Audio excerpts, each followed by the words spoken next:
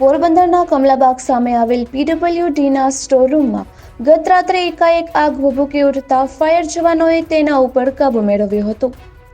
પોરબંદરના કમલાબાગ સામે આવેલ પીડબ્લ્યુડી અને R&Bના છેલ્લા એક દાયકાથી બંધ સ્ટોરરૂમમાં ગઈકાલે રાત્રે કોઈ કારણોસર અચાનક આગ ભભૂકી ઉઠી હતી, જે અંગે ફાયર બ્રિગેડને જાણ કરવામાં આવતા આનંદભાઈ કુંડલિયા સહિતની ટીમ તાત્કાલિક ત્યાં પહોંચી ગઈ હતી અને બારણા તોડીને આગ ઉપર કાબૂ મેળવ્યો હતો.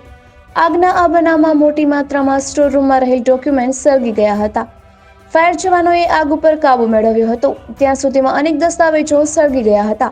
પ્રાથમિક તબક્કે શોર્ટ સર્કિટથી આ આગ લાગી હોવાનું માનવામાં આવી રહ્યું છે. વાયરો ખુલ્લા જોવા મળ્યા હતા તેમ ફાયર અધિકારીએ જણાવ્યું હતું. પોલીસ કાફલો પણ દોડી ગયો હતો અને આગળની તપાસ હાથ ધરવામાં આવી છે. જોકે કેટલું નુકસાન થયું છે તે અંગેની માહિતી હજુ સુધી જાહેર થઈ નથી. આગ અંગે જાણ થતાં પીડબ્લ્યુડીના અધિકારીઓ તથા કર્મચારીઓ પણ સ્થળ પર દોડી ગયા હતા.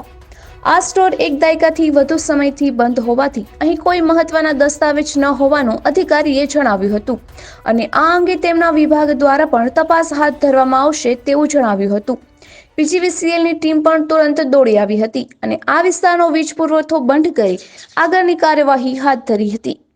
નિપુલ પોપટ, પોરબંદર ટાઈમ્સ. આનંદ કુંડલિયા, હું ફાયર બ્રિગેડમાં ફરજ બજાવું છું. અમને પોણો કલાક પહેલાં 101 ઉપર જાણ કરેલી છે કે ભાઈ અહીંયા કમલાબાગની સામે PWD ને R&Bની જે સ્ટોર વિભાગ છે ત્યાં આગ લાગેલી છે ને અમે અહીંયા આવેલ તો આગ હતી થોડાક બારીએ તોડી અને પાણી મારી ને કાગળિયા આગળ પાછળ કરીને હટાવીને એના ઉપર પાણી મારો કર્યો અને અડધી કલાકમાં આગ કાબૂમાં આવી ગઈ છે અને અત્યારે સંપૂર્ણપણે બુઝાઈ ગઈ છે. કારણ શું લાગે? પ્રાથમિક કારણ શોર્ટ સર્કિટ જેવું લાગે છે. તો અંદર આપણને વાયર ખુલ્લા દેખાય છે એવું.